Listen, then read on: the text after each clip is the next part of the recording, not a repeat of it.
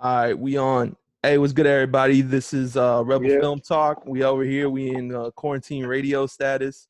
Uh, this is hood to hood right now. This is Yeah, Miami man. versus Broward. We coming in live. We got a special guest today. We got Julius. What's You, up, bro? How you doing, man? what's good, man? So Julius, he's a member of the viral group Road to Hollywood. These guys have done probably a lot of skits that you might remember if you see them, but you might not have really known it was them, For because they've been all over the place. They've done stuff, mm, for years, for like 10 plus years. You guys been in the game doing stuff with All Deaf Digital, shit all is that stuff. crazy. Yeah, man. hmm So how's it It, going, man? I see you got the fresh uh, cut. oh yeah. I was hoping you didn't mention it because people gonna be like, "Hold up, how'd you get a fresh cut like that? Where you been?" And yeah, man, I had to go get a cut, man. Because the thing is, my hair, I'm already inconsistent with my haircuts on regular days. Hmm. So by the time the quarantine thing hit, I was just focused on getting like food, water, staying at the house, staying safe. But then my shit was already like horrible, so I had to do something, man. Yeah. Yeah. Yeah, it's tight out here. I mean, have you ever cut your own hair in the past or uh The most I'll do is like literally tape, beard. I barely even like shape up the back. I usually just shape up the front, beard. That's the most I'll do. I can't. I've never risked going in for like a full haircut. I just didn't want to risk it. it's crazy. We got to make like a chart or something and like figure out Uh, like where that stands, like where like a fresh cut stands amongst like all the essential the necessities. the necessities of surviving. 'Cause- For I'm surprised people haven't tried to make like a what are those called? Like petitions, like a petitions to make haircuts an essential business. yeah, I'm sure it is for some people. I mean, especially It if you're is, from like a man. major city like New York or something. Hmm. But yeah, For man. So this has been a crazy time, man, for everybody. But let's go real. back to a time before that. Let's go back. Mm. Let's go back to a time when Instagram ruled all. Land before time. Back when Instagram is YouTube, ruling all more. Oh, you saying before Instagram ruled off?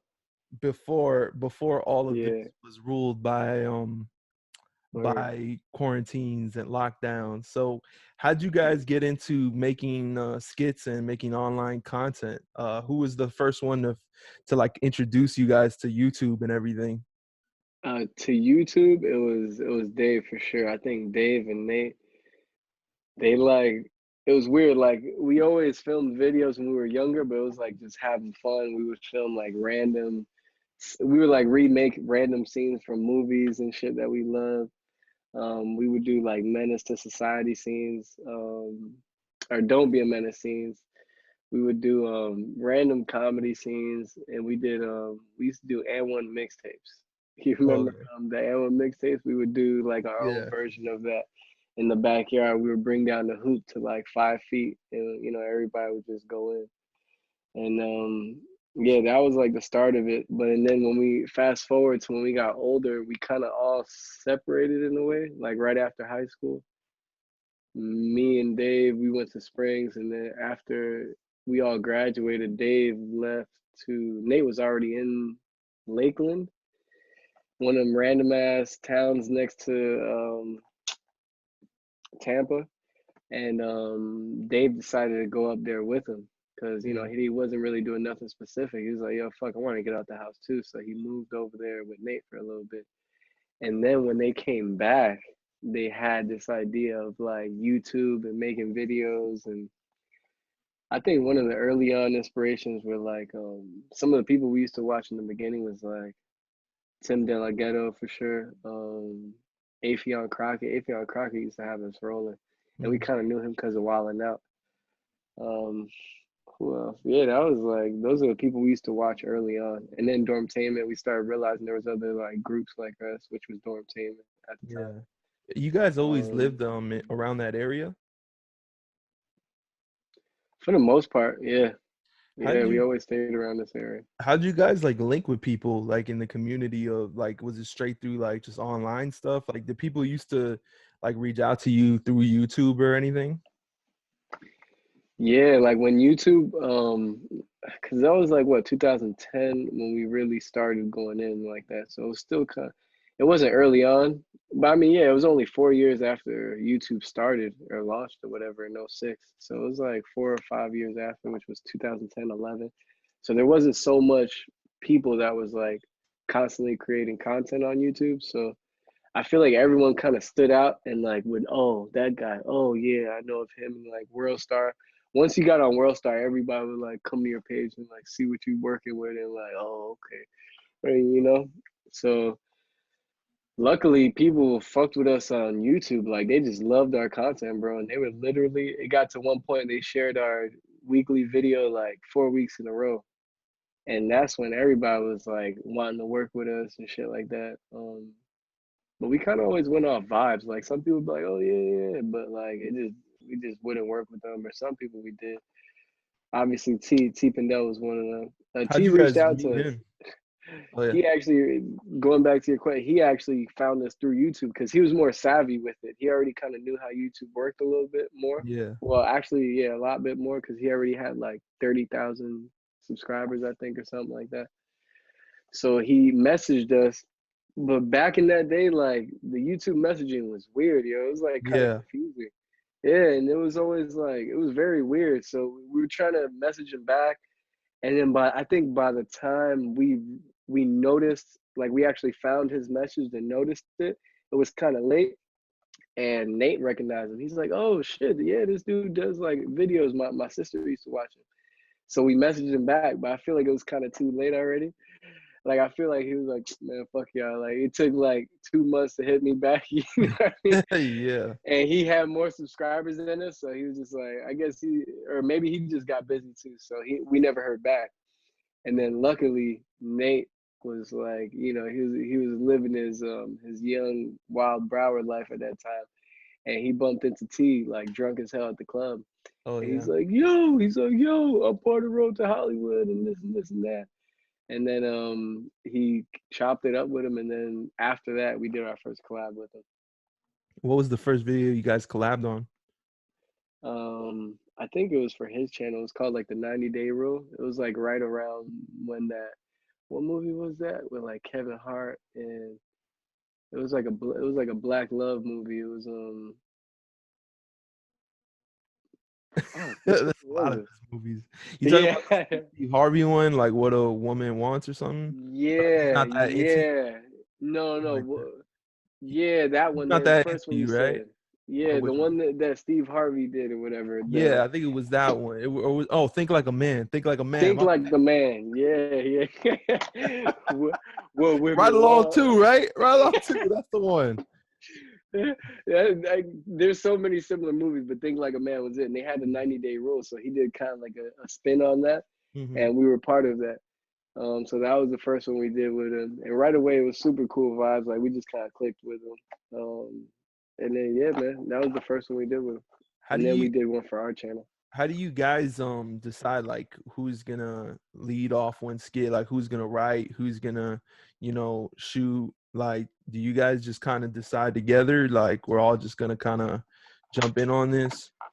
Yeah, that's a good question, man. I feel like we went through phases. I feel like in the beginning we were all just like excited and just kind of like spitballing ideas. We were just kind of learning as we went. So Yeah. we were just we were really like a writer's room. Like we would literally go to Greg's house. He was the only person with his own like spot at that time. Mm-hmm. So we would go to his house, chop up some ideas, spitball, and then I think I started helping out and grabbing interest towards the writing like after the second sketch we did or the third. I told Dave I kind of wanted to help out. I was like, yeah, no, I think I could write. I would like to try it. And then once I started doing that, it just started rolling. Like we would pretty much pitch ideas, boom, we'll get it together. And really, the story would be by all of us. Like it was like, oh, and this can happen, and this can happen, this boom, and then I'll just be the one to write it and get it done. And then but it was like some ideas. It was always funny when someone would spit an idea, and we'll all just be like, like, Anybody else? Yeah, like, and we're all boys, so like, you wouldn't want to like crush somebody. So it'd be like, like you'll feel the energy just kind of drop in the room, and then like it'd be like, or we could like do something like what he was talking about. It's crazy because like it's like to see like you guys have been going for so long, and it's like pretty much the same team of guys, and it's just so difficult like knowing like what I went through and what so many people go through. It's like there's so many options of other things you could do, that to stay so committed towards creating videos and everything, because like in that same scenario, you could pitch this whole idea and somebody could just be on their phone the whole time and just be like, all right, yo, well, let me know when you're trying to do that, because I'm gonna go work, or I'm gonna go check this chick out real quick. So it's like crazy that you guys found a way to even put that time aside to focus. Like, No, that's how you very guys true. do that? That's the one thing, is like I don't know how you guys all agree to kind of put your time in, because it's definitely got to be Damn, it some is skits. kind of crazy. It's got to be sometimes, and some instances where parts of the group aren't really feeling it, but they still go along with it just to support. No, for sure. That I feel like in the beginning it was just pure excitement. It was something new, and like I said, we did it since we were young, so it kind of felt right. We were like, yeah, this makes sense for us. Yeah. Even though we were kind of a little nervous about it too, like it was kind of random. It was weird. Like not everybody was making content back then like that, so it was kind of weird. And then once we started getting reactions from everybody, like, oh shit, we kind of fed off of that too. So it was like excitement. It was something new. We were kind of coming back together since, like I told you, we all kind of split up, and like that's when Greg got married and shit. And it kind of seemed like all of our lives were like going down when we weren't together.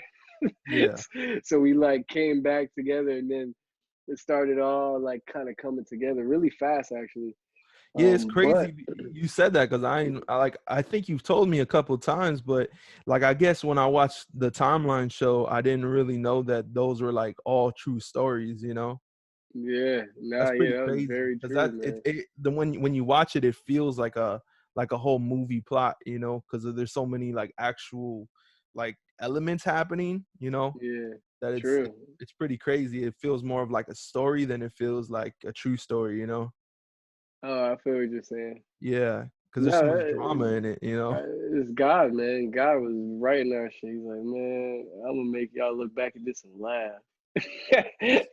No, because like when we did Timeline, there was so much to write from, and there's still so much to write from, even for like Timeline season 2 and 3. But man, that was such a task, bro. Like I feel like we're kind of not intimidated, but we just want to like pick that battle with Timeline season 2, like in the right situation. When did you guys Um, decide to tell that story? Like, it's got to be hard to say, all right, this is the story we're gonna tell. Like when did the epiphany come that we should tell this story starting from this period of time? yeah, we that was tough, but then it just made sense for the show, because at first we were going with some concept of like, I don't know what the fuck we were thinking. It was like, it's funny. I don't think we ever spoke about it with anyone actually. We were gonna go with some shit called, we were gonna call it like time, I think, or something. And we were gonna go with the concept of like showing how we all live our lives based on time, and like time is in control of everything, and we're all constantly wanting more time, and like also what we do with our time is important, and like this and that. And then every episode was gonna be someone else's story. So like the first episode was gonna be like all of us, and then one episode was gonna be focused on Nate, episode focused on me, Greg. And then we started writing it. It just wasn't making sense, and we're like, all right, let's just keep it simple, bro. Let's go back to just our original life story, and just take it from there. You could kind of tell that from the opening of the first episode. Like, it kind of feels like it's getting into more of a thematic breakdown, but then it just kind of becomes like just your unified story of like, it becomes like a NWA story about Road to Hollywood as a collective. But it's interesting. I That's think funny, man. I think most people watch it, they kind of like they can kind of fall into the story and relate to like different aspects of it. But yeah, it's I find it interesting because, like I said, like I find it very difficult to keep a group together, but also like, you know, motivate a bunch of different individuals, especially like young men, because there's so many distractions in the world. Like they could barely be faithful to one chick to be faithful to, you know, to like To an idea. to an To idea and like, to like a yeah. collective goal, you know. I think it's a lot. It's funny that because you were asking like, oh, from back then, how do we get everybody together? I feel like it was actually easier back then because Facebook was like Facebook and social media wasn't what it is now. You know, it was like still developing. And even though we were like starting to get really active on the phone with Facebook, we were just more sharing our content, sharing. We ourselves weren't consuming as much. We were just kind of sharing and consuming really only what we wanted, which was like comedy. We would watch movies. We would literally just get high as fuck and watch like Tropic Thunder at Greg's house and shit. And stuff like that. So I feel like we were more in control of what we consumed. It was easier. But then as the years progressed and we got more into social media and sharing our stuff, and then also checking out other people's content and just being so engulfed with, then it started becoming tough because we would end up in meetings where some people were talking them ideas, and then you just hear someone out of nowhere. It's like, oh, you laughing at something on the phone? Like, okay, hey, can you listen to what I'm saying right now? So that did become a problem more as like shit just got so noisy, you know? Is there one member or individually like that kind of wrangles up the group and says, yo guys, we ain't dropped nothing in a minute? Like, you know, like is there a collective energy as far as keeping people together and just motivating them to work? Because I feel like it's real easy to kind of let time slip by and forget like, yo, we haven't dropped any content in a minute or something. Nah, for sure, man. And you know, obviously it's even harder now that we're all getting older. Like we all got, you know, certain things that we gotta handle and shit. And it's tough because I feel like I was trying to be that person, like especially when we moved in the house. I felt like, all right, I'm leaving my parents' crib, like, yo, we need to make something of this, like boom, boom, boom. I was really putting a lot of pressure on myself. And then that pressure I ended up putting it on the guys too, I feel like now, like looking back at it. And that would actually cause a lot of arguments. Like we would end up getting into arguments. Me and Wink would get in arguments. I remember fucking breaking a cup one time. Greg was we were talking about some shit. Oh, cause he didn't clean some dishes, and I got tight, and I was like, "Yo, man, clean the fucking dishes, bro." And then he's like, "All right, whatever." And then boom, boom. And then I was trying to say something, and he was like cutting me off, and I got so heated, and I ended up fucking throwing the cup and smashing that shit on the ground. And then everybody was just like, "Damn, bro, like, are you serious?" So like, and then I was like, man, whatever, yeah. And like after eating, like all those little arguments helped me grow as a person too, because I was like, all right, I'm trying to go at it the wrong way. Like I'm trying to like come at it like I'm their dad and shit. Like ain't nobody no one's dad, you know. Like I gotta come at it as like an encourager and like a teammate, and like, yo, you trying to get in on this? Like, yo, let's do this, or let's do that. So I feel like it was easy for us to be like, hey, we living in the same house, bitch, part like turn up. Like it was very easy to do that. But we still got stuff done. We still got a lot of, content that we made in this house that like did really good. This one called No Sex Period. We shot that with the Red. When we won the Red, we actually, yeah, we did some dope shit in this house, man. We won the Red camera, which we didn't know what the fuck to do with once we got it. But How did you win a but red? all right, so I was online, and I was like just looking, and this dude named Freddie Wong, this Asian YouTuber dude, he would do like these little action, like cinematic action little mini films on YouTube. And he was hosting like some competition with some company, and then not a lot of people know this. Wink's cousin is actually the guy from Film Riot. You know that white guy, something Connolly or whatever. That's actually Wink's cousin. But he was part of it as well. but he didn't know. Him and Wink's side doesn't really talk, so it's not like he helped us win the red. But Clear that up so the people don't think yeah, it's clear that up. nepotism. You know, yeah. It was really our fan base that helped us win because it was, and it was also in our favor. You had to make a funny advertisement for this Moga gaming controller.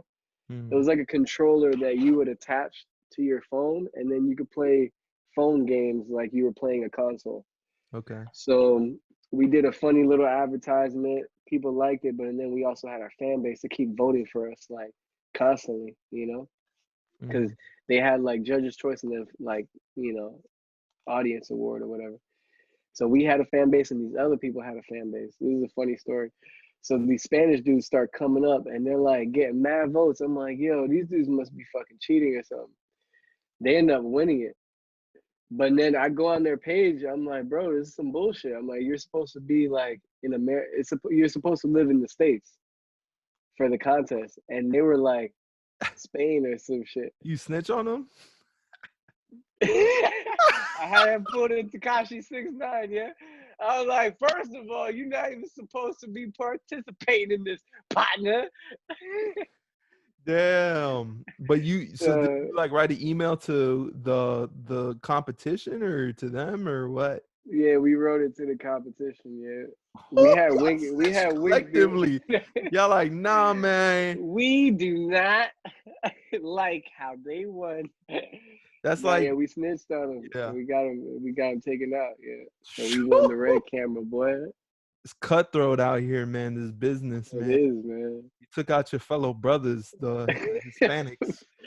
Yeah, for real. But honestly, realistically, I feel like they would have realized that regardless. Like once they went to their YouTube channel and went to like send them the camera, they would be like, hold on, like, you know? Could be, but at the same time, you know, sometimes with these competitions, like they don't even pay attention. They don't right? even really care. It's just that's why we had to make sure. Yeah, but that's like, damn, so you guys understand the business. You guys are out here, you know, you understand the politics. Yeah, man. You know, you gotta play the game sometimes. Yeah, but long story short, we got the red camera. Excited as hell. We shot like 2 projects with it, and then yeah, that shit was about to blow up Dave's computer, bro. Like his computer was like, he was like, damn, like it was lagging like crazy. He's like, yo, I don't think this could. It just didn't make sense for us, bro. Even though the idea sounded so great to have a red camera, I'm like, so what did you guys do with it? Nate was thinking we could start renting it because Dashy, the YouTuber, he was telling us to rent it out, but we didn't want to like. I was like, oh, I don't really want to like rent people our camera and shit. So we ended up just selling it for a decent amount of little change, and then we flipped that into getting a better setup. Like we ended up getting a better computer. We ended up getting a Canon 6D with some lenses.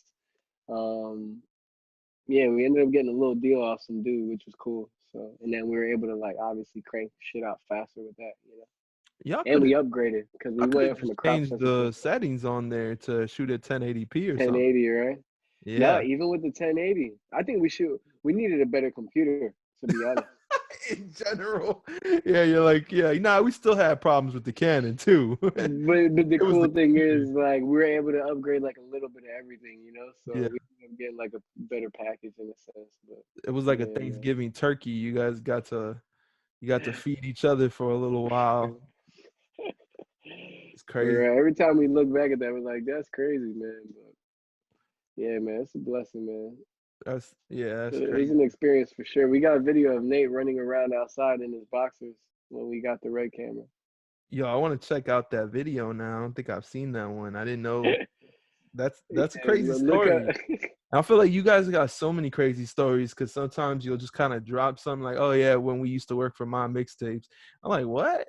And I'm like, so you guys used to work as like a street team or something, right? No, Dave ended up getting hired to do production for them, and he ended up getting hired to direct like all their content they were trying to start rolling out. They wanted to start having like exclusive interviews like World Star and shit, and music videos as well. Like they started with just, oh, we want to do like mini docs and interviews. Then all of a sudden they like slid music videos under the rug later eventually when Dave was working with them. And I would go along as well to help out and help them create content and shit. And yeah, man, they were cutting some nice checks. They were cool. But they were cool, but like you could tell they were a young company too. There were some young guys, you know, they didn't really know how everything works. Sometimes they would be cool. Sometimes they would do some shit. I was like, come on, bro, like, you know, you should have thought about that. But you couldn't blame them. They're young dudes from Miami trying to get it just like us too, you know. So I Okay. respect them just for at least building that platform for themselves and for everyone who is Yeah, I involved. didn't know they were from Miami. Yeah, Um, they're from fucking your part, yo, Kendall. they're from Kendall? Or Wow. Homestead, my bad, Homestead. Homestead? That's not, but Yeah. still, like, yeah, because that's kind of a recognizable name, and it's interesting anytime you find that somebody's from, your hometown or whatnot, because we see so much Yeah, business man. getting done in New York and LA, and it's like I feel like there's so many creatives that are from here, from out here, South Florida, that move out. And it's interesting to try to keep those people there. Situation like you and TPindell, like you guys choose to be in South Florida, and Yeah, it's interesting, like with that, since so many people move away. Do you think that for there's a real. benefit towards people moving, or any benefits towards staying? It's tough, man. I feel like no one, I feel like everyone has their own path. I feel like you would never truly know. I feel like what might be right for someone else might not be right for us, you know? I feel like with Timeline, we definitely had a mission. We wanted to create like our first thing of what we truly wanted to do, which was like a big story. We wanted to do it here in Fort Lauderdale. We wanted to film around the area. We wanted to show spots that we go to, the Tubbies, the fucking downtown. Um, I feel like after we did that, for me, I'm down for whatever now. Like if we end up getting an opportunity or we want to like go to Cali and shit, I'm down for that. If we wanna, yeah, you niggas got Fast and the Furious drivers out here in Broward. Yeah, if we want to go to, if we end up wanting to move to Atlanta one day, like I'm down for whatever. Like I feel like we paid our dues towards Florida in a sense, and but at the same time, bro, do I want to keep living here it, and do what I love to do at a high scale? Yeah, for sure. Like I love Florida, bro. Like I just love the vibe. I love how you have the city like 20 minutes away, but then you got like these areas where it's just like zen as fuck. I love that I could go outside and meditate near a lake. You can't really do that in a lot of places, you know? Yeah, that's kind of the thing with that's kind of why I like it out here too, because you're sort of close to some action, but you're also like you have your space. You can, Yeah, it's you're so yeah, close to stuff, but you also have your space to stretch your legs. You got your think. car, you could drive, you could Yeah, there's it's so different than living in New York or any other city uh, where your dream is to go to the beach or something, or go nah, it's true, downtown or bro. go party. So it's like, Or even go outside and hear some fucking birds. yeah, yeah, having I your think space.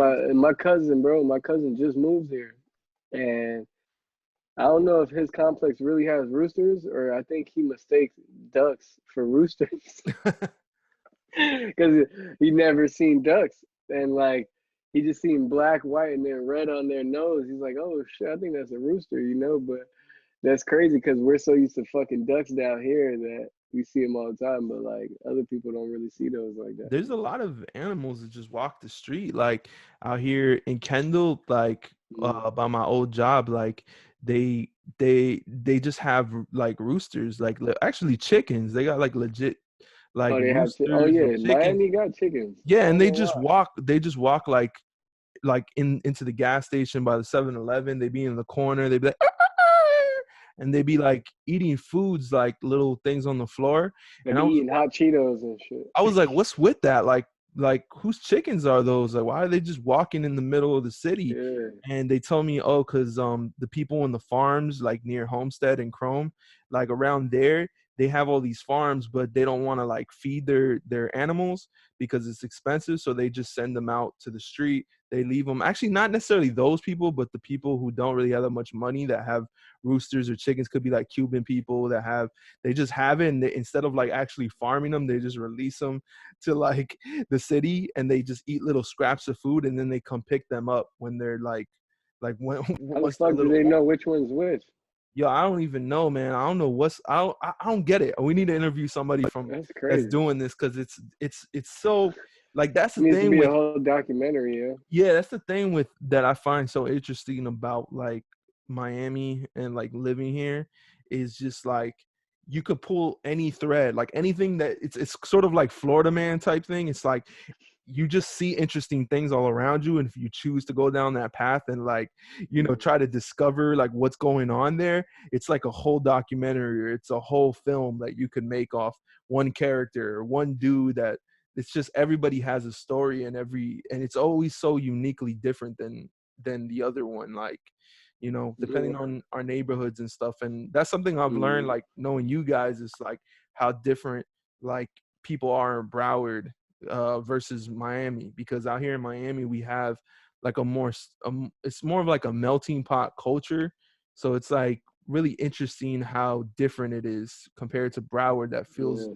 a little bit more of like a northern Florida than how it is out here in South Florida. Yeah, it's true. Yeah, like you guys are very like Spanish girls from Miami. They have like a Miami accent. It's weird. Like they have like a American Spanish girl accent. Yeah. And then Broward is like, yeah, like you said, it's like American and it's like Like, more hey y'all. northern. Like, Yeah. nah, no, Hola nah, that's like, y'all. yeah, it's like, hey, are Yeah. you serious? But no, like, it's like, damn, like they all talk like that. It's crazy. But Yeah. You yeah, could just man. kind of feel it, like the energy is different, and it's sort of like the same Mm. when you go north of Miami and you start going to Gainesville. Like you feel like the culture is a little bit more dominant, like white American, rather Oh, my than boy who Spanish. went to USF, which college is it? Yeah, USF with the Seminoles. Mhm. That's USF, right? UFS, I Or don't know. FSU, my bad, FSU. FSU. He went to FSU and he said like when he went off the dorm, like went off campus and they went to like some Denny's or something or like some diner. And he's like, bro, you could feel that it was like a different part of Florida. Like he's like, you know us, we're like used to just walking into Denny's and like everybody is like everybody. He Hmm. went to Denny's and he said he literally like felt like everybody like look at him and his three boys, which were obviously like a mixed bundle of black kids. And he was just like, yeah, that shit felt weird. He's like, I felt like I stepped back in time almost. Like it was weird as fuck. That was Yeah, when he first got to it's FSU. crazy. Obviously, he got used to it after a while, but yeah, it's weird, man. Yeah, I mean, I grew up in Kendall, so in this area, it's pretty mixed. There's probably a lot more Hispanics than anything, but it's so Uh, dominant with Colombians and Cubans, and there's black people too. So it's like with that, with the Spanish culture, like everybody kind of has like somebody in their family that's black too. So it's like it feels more of like a traditional melting pot. Whereas when I had gone up to Gainesville, like just like 2 years ago or so, and we walked into like for your this sister's little, wedding, right? yeah, for my sister's wedding, and we had like walked in, Mm. and it was interesting. Like you see people with MAGA hats, you feel the energy of people kind of, like it feels off-putting, and it's interesting because I mean I'm sure like black people feel like that all the time, but legit, like to be Hispanic and grow up in Miami, you don't always feel like that. And there's probably a lot of Hispanic people, Cuban people that come here and just think that they're white, and because it's so accepted to Mm. continue to speak Spanish, like you don't even need to know English, and you can kind of walk around and not feel really judged. Yeah. So it, like when my dad came from Chile, like I think he felt very like an outsider, just because he wasn't American. He came in like that. He came in like the 80s, and he started wearing like bell bottoms like it was the 70s, because that's what was cool in Chile.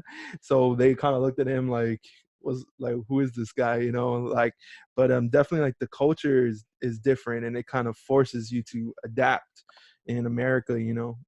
But depending on the places you're at, it's more accepting. Like I've talked to people that I know, actresses and stuff that are Hispanic or Cuban, and they had lived in other places. They lived in Texas, they lived in LA, and it's so interesting because it kind of forces them to fall along like the lines of being like Mexican or like what's traditionally known as Spanish culture, right? And rather Mm-hmm. than promote their Cuban identity, you know. And in Miami, I feel like a lot of those Yeah. things are more celebrated, like to be Cuban or Dominican or whatever you are, Yeah. Puerto Rican, Colombian. It's like it's more unique, and it feels like more of a bonding point than just saying, oh, we're all Spanish or we're all Chicos and this and that. That's not, I feel like that doesn't mean so much to me. It's, you know, then when I find somebody that has the same exact country background as like my dad or my parents, you know. So True.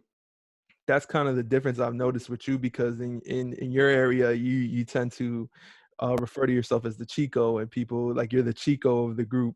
And it's like over Yeah. here in Miami, it wouldn't even be that. It'd be like, no, he's the Cuban, I'm the Colombian, or I'm the Dominican. Like, and we've done a lot of content based on our like unique Yeah. nationalities, like, you know, the prettiest Dominican in the Mm-hmm. room, and like things like that. That to us, it's like we want to keep Yeah. empowering the uniqueness of our culture. And I've seen a lot of pushback with that because people wanted to be I sort of, wonder if it's just what are you saying? no, my bad. What were you No, no, I I was was just just, saying, I wonder if that's just my group because I feel like we rarely get like super culture specific.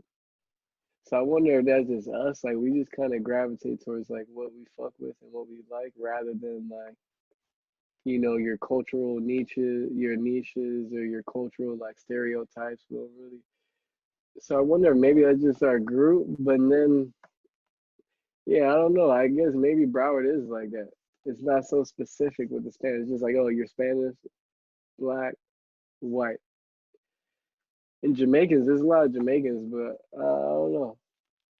Yeah, we kind of just bunched the Spanish people. Like, yeah, Miami, everyone's so specific. Like, yeah, we just, because I think it comes down to, you know, Spanish people, they're very picky about their nationality. So you can't call, you know, a Colombian a Cuban the same way you know, you can't call a Haitian a Jamaican, and you can't call somebody from New York somebody from Chicago. Like with the accents, mm, it's very unique, and it's like a lot of people who don't know the language or aren't as knowledgeable about South America and everything, they kind of don't care. You know, they're like, oh, you're south of the mm. border, you're South American, or you're Mexican, or whatever. But it's like, it's a culture that I think it's changed a lot because of social media and just our connection to people outside of America. I True. think we've grown to appreciate, like, oh, this person's from Belgium, this person's from Germany, this person's from Canada. So it's like we kind of like to hear those things. But think there's still like a slight ignorance towards accepting cultures, like especially um within the film industry. Like they want something that looks traditionally Cuban or something that looks Yeah. traditionally um you know, black or something, and they don't always want to take chances with that. It's interesting because they're more True. inclined to give like a British black actor an American role as a black man than give like a black Then man that, a real, yeah, like yeah, somebody who's I really understand from that. that neighborhood or something, you know. And Hmm. it's interesting because with they're not as concerned when it comes to Hispanic people, because they'll give a Cuban a Dominican role as long as they look like what they're, you know. And sometimes the accents won't be correct, you know. And I just feel better when it is like, you know, I can tell, like I like watching movies with the original, you know, language, even if I don't understand it, because I like hearing the accents. I like hearing the differences Yeah. between It's the like what we were Argentine talking accent. about with the platform. Yeah. I just when I hear the Spaniard accent, it just brings me more Mm, into the authenticity of the characters. Like, oh damn, mm, because there's just so many slight changes when you cross cultures that like I feel like just straight up dubbing it with like English is kind of cheats you a little bit of that uniqueness of the film. And it's kind of yeah. what's lost sometimes when they remake foreign films into American films. Like Hmm. you lose that essence of what made it really special. Like That's they did true. kind of the same thing with a couple movies, and I felt like they just weren't as good. Like the Untouchables, the one that Kevin Hart remade with Bryan Cranston, like it didn't have the Um, same feeling as it did as when the original. when it was in French, and it was just different. It felt a little bit more like classy. It felt a little bit more, Yeah, forward thinking. And there's a couple movies like that that I just didn't even want to see the remake because I enjoyed the uniqueness of how they told it in the foreign one. true. No, I respect that. Yeah. Respect that a lot, man. Yeah, me, I watched the platform with the English dub on it. Yeah, I was gonna talk to you about that. I was thinking I about was having you talk about that. So, how'd you feel about that movie? Were like, Were you paying attention to it? Because I felt like you were kind of on your computer. Were I you? was at first, and I was kind of like glancing in, and then I was doing something, and then I was kind of like, "What the fuck is going on?" And then once I really started, like, once the old dude started schooling him on how the platform works and what was going on, then I was like, I started getting interested, and then you FaceTime me, we chopped it up for a little bit, and then it really started getting good. That's when I was like, all right, I'm gonna finish this, and that shit was a really good film, man. It was awesome. Yeah. It was a cool message too, man. I feel like it was kind of like representation of society itself and like how society is. And Yeah. I felt bad for it. Like the guy, he just wanted to create a little system where everyone could eat, and it was like so simple, bro. It was like everybody just fucking rationed. Yeah. Like, and it was sad that he had to literally go down to every level and fight for his life to get people to like ration. Crazy as fuck, man. Yeah, that's the thing I had noticed like halfway into the film that the system was like a good system, but it was corrupt because the people on top wanted to eat more than their fair like share. They weren't considering the people on the lower levels, and that it was pretty much just like a regular prison. It's just that because of the institution of the platform, like the institution was actually corrupt because of the people, like because we couldn't manage to agree to just take a small portion and leave the rest for other people. So it was a I think it was the fear too, man. Like once, like for the people who did go from the, because I mean, damn, once he was like on what floor 150 and under, or even like floor 130. he Remember, he got all was the way to already like getting like 300. scraps. Yeah. Yeah, and then it went even lower. I was like, bro, that's crazy. He's already getting nothing but scraps at 130. Like nobody's eating past that. Yeah. So that fear of like spending a month down there, once those people did get switched up to the top, they were like, yo, fuck that. I'm eating for this month and for last month. So it was understandable, but it was like, fuck, bro. Like, I don't know. To me, I took it like when you do get an opportunity to go to the top, and when you do get to the top, like don't forget to remember how it was at the bottom and like be willing to share, you know? Yeah, I think that was kind of the message in the film, but also I think it's hard to stay consistent because I think like in reality, sometimes Mhm. you have to sacrifice so many things. Like you have to if it, the game makes you a little cutthroat the same way you were in that Yeah, competition where you took out yeah, those Spaniards. yeah, true. But like Yeah, the game kind of forces you to be yeah. very cutthroat to the point that it becomes like rules of the game. And I think that's True. the lesson you basically are forced to learn when you are trying to make it, is that really succeeding is more important than how you did it and what you had, who you had to step on. And I think that's kind of Mm. what the old dude was representing at the beginning, that like when he used to spit down after he got the food, he was Bro, when like, this you're gonna man do it started too. pissing on them, when he started peeing on the, I was like, bro, what's wrong with this man? Like, that Yeah. was savage, bro. After that, I was like, all right, this old dude needs to die. Like, he's a savage. The funniest scene was when the the guy that he was on level 6 with, when he's like, "Oh, I'm gonna throw up the rope and they're gonna take." Yeah. I thought they were just gonna let him go and let him die. I was like, "Yo, Yeah. this man's a fool. They're gonna kill him. They're They just gonna doubled let him down go." on it. Yo, they doubled down, man. She ended up shitting on him, literally. That shit had me dying laughing, bro. Yeah. It was a good movie, man. I like that. Yeah, it was well made and it came out at a good time. It's interesting because I was just talking about Parasite on the last podcast, and I was convincing the guy like you should watch it. It was actually pretty Yeah, relevant yeah. until the Oh, Corona thing kind of came and took the conversation. But like the idea of like of um of just like what's it called, like different social class and stuff. And mm-hmm, I mean, we see a little bit of it. There's still remnants of that, like with everything that's going on. Like, you know, a lot of the rich people are in a better position than the people who are poor. I think a lot of the numbers of people who are dying because of disease are coming from people who can't get the help that they need, or you know, they don't have the money, or they're mm-hmm, scared to go seek, you know, a hospital mm-hmm, out. So it's interesting. Well, I feel like we're gonna get a lot more stories once everything's done about what's really going mm-hmm. on with everything now. Um, and I think it's gonna influence a lot of what people create moving forward because it impacts people so much right now. Um, Yeah. but how do you guys create through this? How, like, this is kind of a dominant topic that changes so much, Mm-hmm. but how much does this change your plans and what you guys were aiming towards? Right now, it kind of gave us a one up to like just double down and just focus on our bigger ideas. Like we were like, all right, fuck it. Like we're not obligated to do certain things. We can't film right now. Really, we're not supposed to with like more than 3 people or like, making a crowd. We can't do that. So I'm like, all right, fuck it. We're already living here together. Let's just write. Let's just go in on movie scripts, on movie ideas. Mhm. Me and Nate are like kind of spearheading one. Him and Dave are spearheading another one, and then we kind of got one that's going on as a collective. So we're just trying to like write our bigger ideas and just take advantage of this downtime to just create for the future. Cause like it's crazy because I was literally just watching this document, like a small documentary on John Hughes, and he was saying how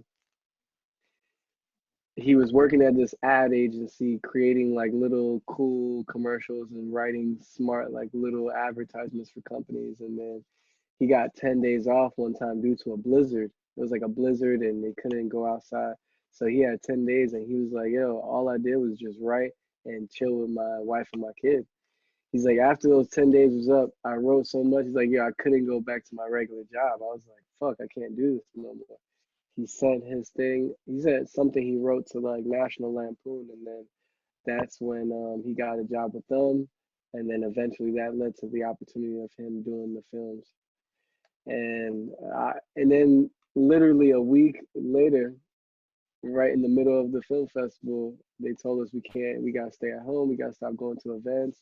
I'm like, bro, this is like our 10 days right here. This is our blizzard right here. We might as well just take advantage of it and just fucking focus on ideas, so that way after we have a bunch to just start attacking and producing and filming and shit. Yeah. And surprisingly, we've all been pretty mature young men, and we haven't been masturbating. I don't think no one in the house has masturbated this entire quarantine, which is Thank pretty you for respectful. adding that. Now we know. Yeah, Um, man. so you gonna bring that up, and then I feel like digging deeper, but I feel like I shouldn't. But yeah, you don't know where to go with it. I'm like, I don't know if that's a conversation we should dig into.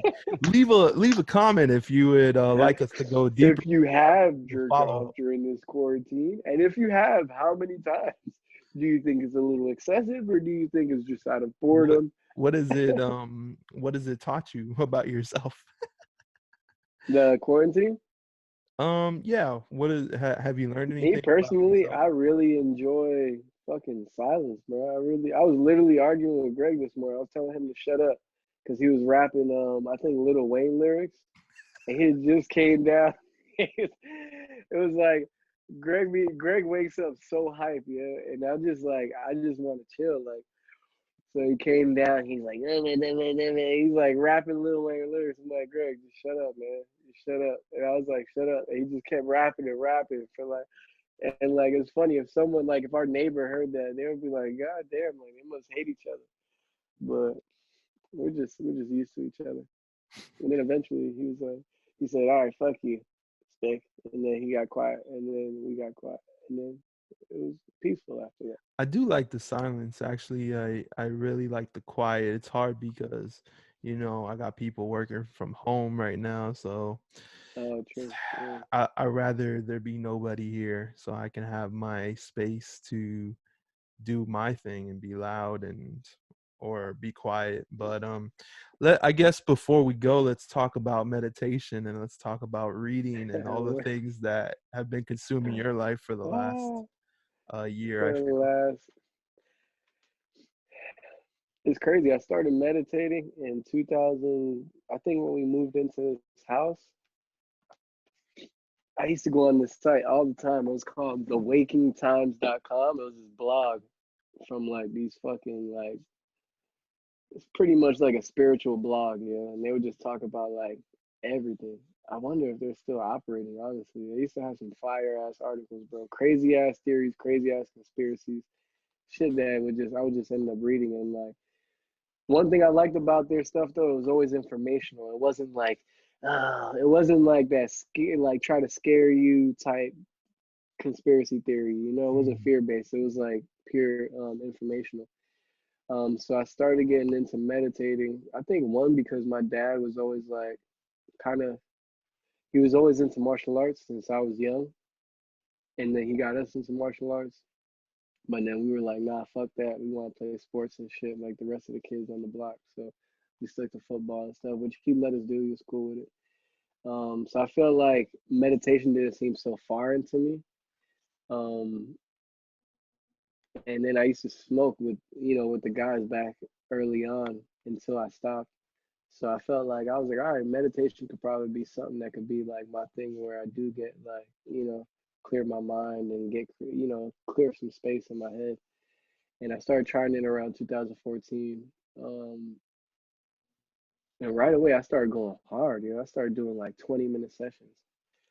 And this one time, bro, it was crazy. I was meditating and like this green, like I felt this like green, I felt this aura around me, and it was like this. How when you have your eyes closed and you can see the sun beaming into it, it's like orange from like your skin and your veins. I started seeing like a lime green. And I was like, I just started like giggling and it felt weird. And I was like, what the fuck is going on? It was like a feeling. It was like a feeling. And I just kept giggling. And I wanted to open my eyes, but I kept them closed. And then after I looked it up and they were saying like, they were talking about the angels and the angel colors, and they're the same colors in the rainbow. And the green one, I believe was Gabriel. And what it represented was something that I kind of needed and I was kind of going through around that time. So I remember seeing it and like, wow, it was crazy. So that was like a cool experience I had doing meditation early Is on. that what Chance the Rapper meant when he said green haired angels all around me? Probably, Could be. probably, bro. Because I think Gabriel, um, hold on, fuck. And I doing believe I believe he's like one of those guardian angels that kind of like the warriors and like the spirits, yeah, But yeah, that's man. And then oh, is it angel color? My bad. It might be the archangel. My bad, bro. Hold on, Archangel let me click on is a Spanish trap singer. it. Arcángel. Arcangele. Yeah, Arcángel. Yeah. People used to say I look like him when I had braids. Yeah. You ever seen me when I had braids? No. This is before I You got a picture? meditated. Yeah. This is back when you were like Meek Mill, the street rapper. I just picture you as like a battle Yeah, rapper in you Philly. ready yet? I don't know if you can see it good. Oh wow. Wow. Yeah, I had long ass hair, bro. It was like down to the middle of my back. Um, but yeah, after that experience though, I felt like I definitely continued on with meditation. There's some gaps where I would fall off, but it would be like days.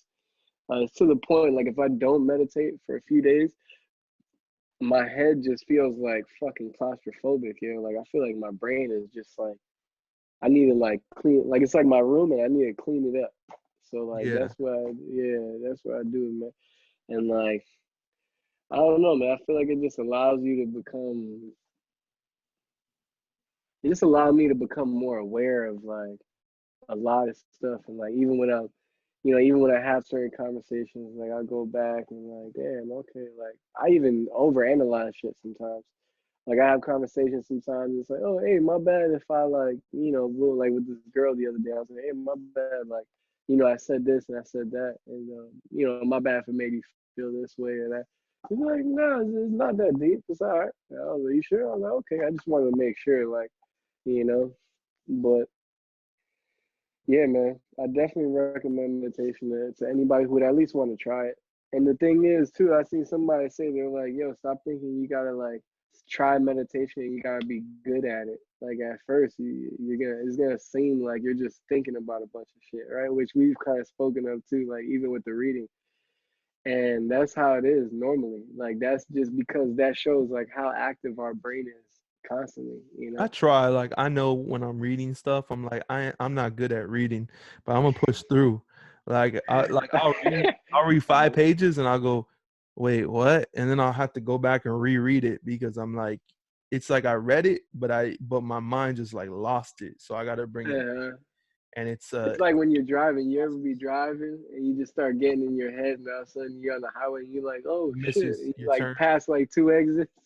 That's the problem is it's just like there's so much potential for different things. There's so many things going on. There's so many like internal and external conversations you're having that it's hard to focus on like on a book or focus on even just not thinking, you know. Yeah, I've nah, learned it's that wild, too, man. though. I've learned that like because it's weird. Like I felt like I've never like I've never done the typical meditation thing where you sit in a corner like this, and but You throwing up blood gang right there. That's some my dick bad. I was shit. trying to throw up little Dicky,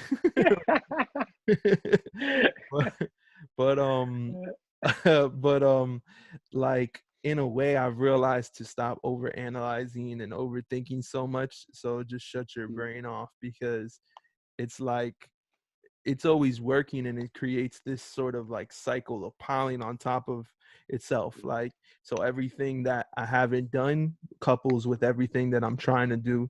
Instead of making myself feel better, it just feels worse and it becomes a wall or a barrier between me moving forward and actually, accomplishing those things. It becomes something that keeps me sort of stagnant. It keeps me very like in my bed because I'm Mm, worrying about all the things, that could come from it.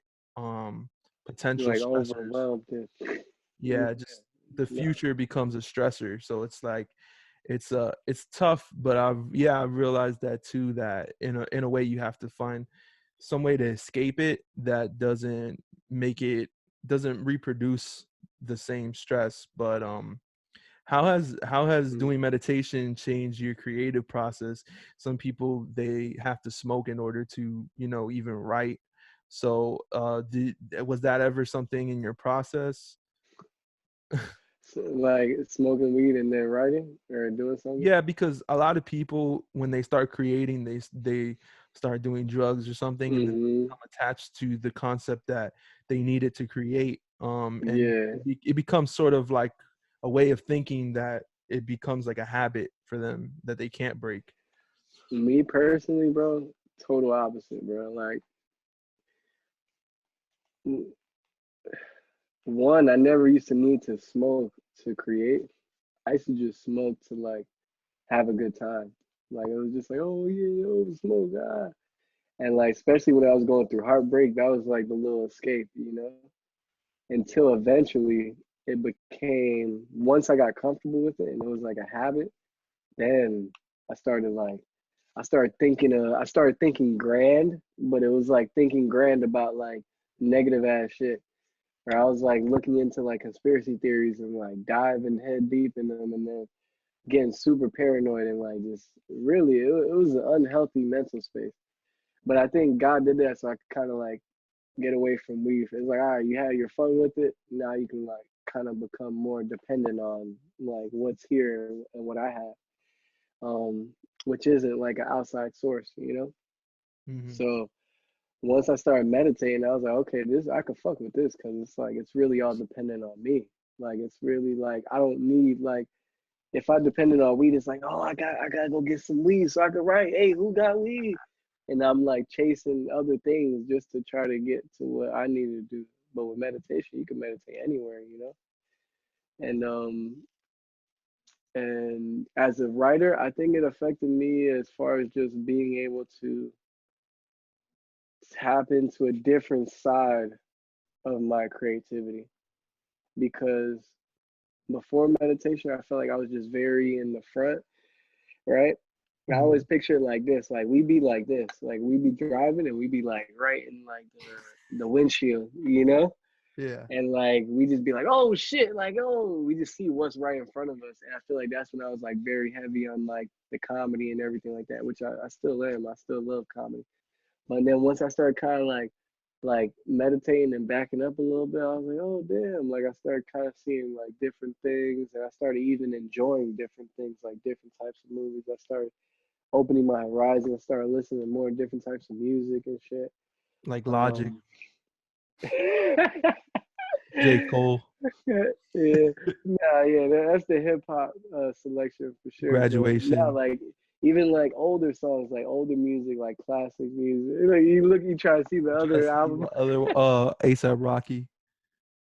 Yeah, that was a good classical album right there. That was probably back when you were smoking ASAP Rocky one. Was it? Nah, I think Take Care. I think ASAP Rocky. By that time, I think I stopped smoking. Take Care. I was definitely smoking a little around that time. Drake started making me cry. I was like, I gotta stop smoking. I gotta call my mom. But yeah, man, I think meditation just allows me to just kind of, especially writing in the morning. I love writing in the morning. Like, I just feel like nothing else matters. Like Mhm. nothing else in the world, you know. If I jump on Instagram in the morning and I start searching, bro, my mind is like the rest of the day. I'm just like, oh, what's next? Oh, what's next? Oh, I feel like I gotta be doing something. What's next? It just overwhelms me. Yeah. And I feel like my energy is already high, so I don't need something else making my mind run as fast as like my energy, you know, which Yeah, started happening when I was on weed a lot. Like I would just kind of my mind would just start going wild. it's tough because like it's true. Like your like surface level thoughts are very different, and a lot of people do think very surface level, so it's easy to create content that appeases those people. And once you get to the deeper thoughts and the more under the surface thoughts, it becomes harder to connect with people who aren't on that level, like they just don't Yeah. really get it. And then I think Mm, certain drugs, because of conversations I had with other people, like other things like LSD or mushrooms or psychedelics. psychedelic Mm, drugs, I think those sometimes, depending on how old you are, when you take it, can kind of distort your mind where you're thinking too, under the surface. You're thinking on a completely different level than mm, surface or deeper. You're thinking in a totally different realm. And I think sometimes that can distort your mind for in a negative way, because we still sort of operate on a surface level, like our mm, our community and our culture and our businesses. So if you become so anti-establishment, or you become so against like this physical plane that we're in, I think it can kind of have negative attributes. So it's it it's could. really hard to balance those Yeah. different levels. I agree with that 100%, bro. Because even your ego, once you start learning different things and you start like, oh yeah, wow, oh I meditate, I'm so enlightened. Oh, these people don't even know themselves. They don't like. Yeah. You start your ego traps itself again because you start feeling like, oh, you stupid. Like you don't even know yourself, dog. Like you don't like you start becoming kind of egotistic about this newfound knowledge, which Shit, I probably used to happen to me too at one point. Like I remember I used to try to put Nate on with certain shit, and he'll just be like, "Bro, you be talking like you know it all, or like you're like 60 years old and shit." Which I do think this is my second or third lifetime. I do think that this is like my That's second, third hey, you can get on that level too. All you need to do is meditate and read books. life. Yeah, Shout out and yo, shout out your favorite books and your favorite meditation techniques for those people that want a quick introduction into your lifestyle and what you be doing. word. The first book that I read, I was having a lot of deja vus, like a lot of deja vus. Like it got to a point where it was just like twice a week, 3 times a week, and I was like, "What the fuck?" And I was like, "This is weird." And then we went to Cali, and we were filming out there, and then I had a deja vu while we were on set, and I was talking to Nate, and then I spoke to this dude. I'm like, "Damn, man, it's crazy. I just had a random ass deja vu." He's like, "Oh, for real?" He's like, "Damn." He's like, "You ever heard of The Alchemist?" And I think I gave that book to my brother when he moved to New York. But it's a really good book from Paulo Coelho, and it's about this kid who has these dreams, and he keeps seeing this vision of him finding this treasure, and it's full of gold and everything. And he's like, "Yo, what? Damn, I need to go find this treasure." He feels like he knows where it is based off of what he's seeing in his dreams. So Yeah. he's a shepherd. He tells his dad, "I want to go find this," and then he goes on his own journey to find the treasure, which really is a metaphor for something else. When you read it, you'll understand. Really good book, and that was the first one that really like I was like, damn, yeah, I definitely started reading more after that. I think I ended up reading this book too after that. This man pulling a It's Nardwar like nah, it's like a little ass, it's like a good little Christian family book actually. Heaven is for real. is You for ever heard about that? no. The kid that was under surgery, he was like a little kid who was really sick, and he was under surgery, and he ended up when he came when he came out of surgery, he started telling his dad and his mom stuff that they didn't know how he knew. And he's like, "Oh, why was mom crying when I was in surgery? And why were you like yelling at God?" And then the dad's like, What are you talking about?" And then little by little, they see that he kind of had like a how do you say it, a near death experience, and he like went to heaven, and he pretty Okay. much said he met Is this a God. And fiction book or nonfiction? nah, it's based on nonfiction. It's good that you asked that. People would have thought it was a novel. But Yeah, I mean, I was just wondering. It could be either, but yeah, it was nonfiction. Yeah, or the kid was on LSD. it is what it is. Yeah, because have you heard that they talk about the white light when you die and stuff? Just saying that, like, Yeah. a lot of people say that they experience like a white light when they're near death. And they say that it's sort of like, what do they say, like serotonin, or it's just sort of like a boost of chemicals that your body sends out when it's about to die, or when they say that I saw my whole life Mm-hmm. flash before my eyes, that it's Mm-hmm. like a boost of like neurological chemicals or something that boost.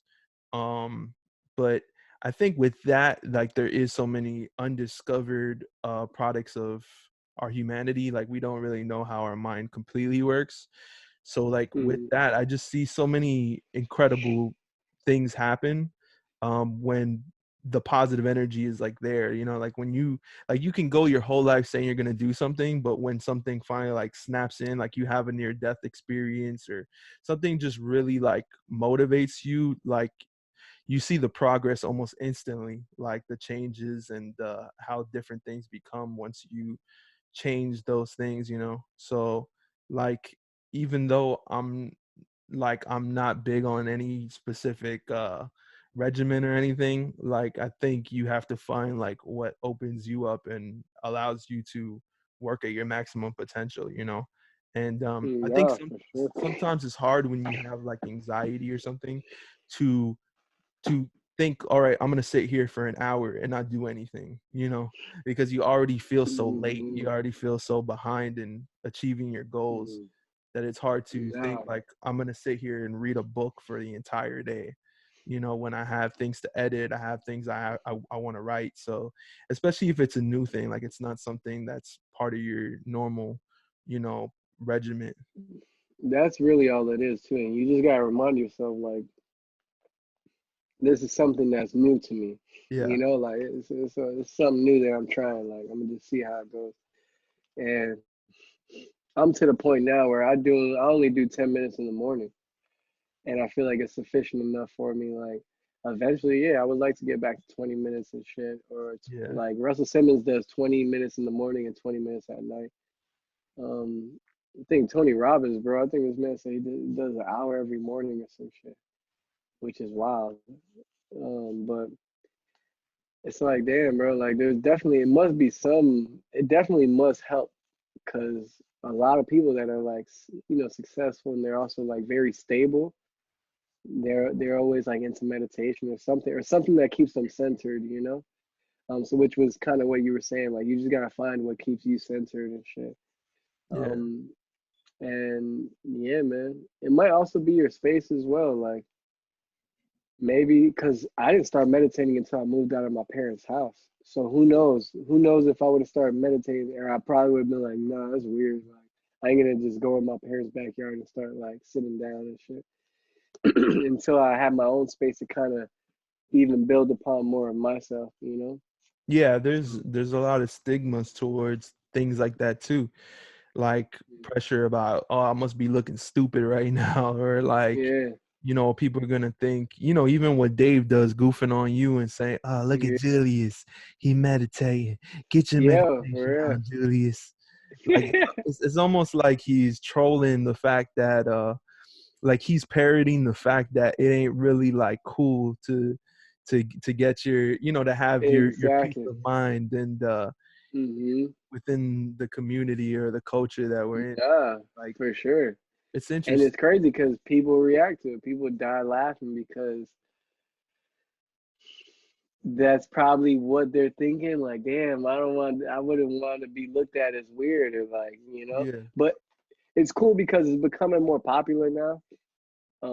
Like you got Janae Aiko, Big so the Sean. females are, yeah, Big Sean, you Yeah, know.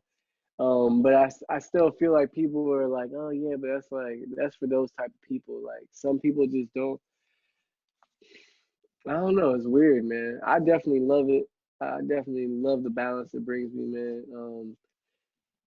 And yeah, it's funny, man. Like even he be, as my homeboy, like you would think he's like, damn, I'm gonna start doing it too. But who knows? Dave might start doing it once we separate.